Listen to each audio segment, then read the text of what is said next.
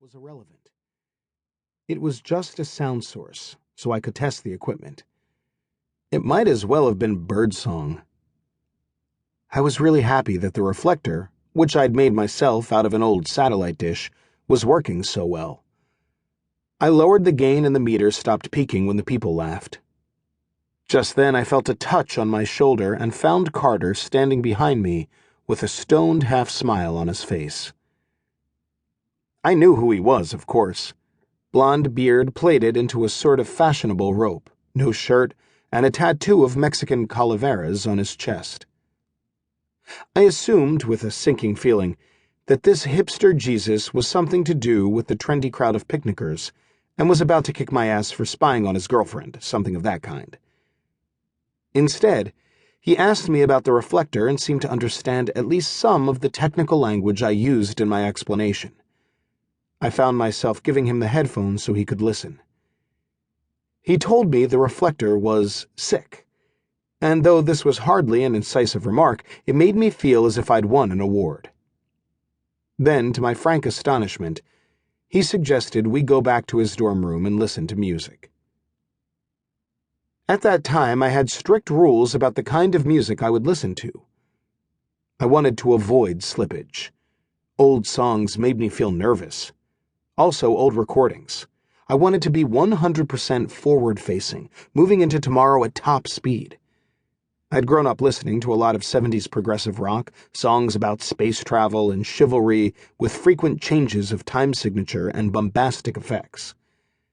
As a teenager, it had seemed superior to me, evidence of my intelligence.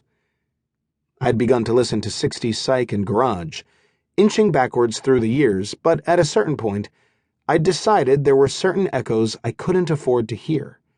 So I made a run for it, away from human history and its dark places, into techno, the oral city on the hill. Here was a shiny sound world made of pure electronic tones, in which I could float free of all context, cocooned in the reassurance that yesterday was long gone, or, perhaps, never existed at all. When I went to Carter's room that afternoon, I hadn't voluntarily listened to the sound of a guitar for 3 years, but I was so in awe of him that I broke my rules. We sat on his bed and he played me records. Vinyl records, old and expensive, lovingly dusted with an anti-static cloth and placed on a deck positioned on a paving slab to isolate it from vibration. His setup was impressive. All his decisions had been technically sound, and the equipment was peerless.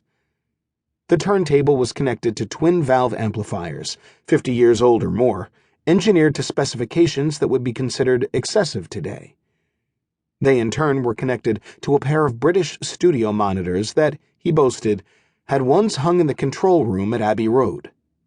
Until then, I had held a low opinion of the audiophile fetish for analog equipment. I considered it sentimental.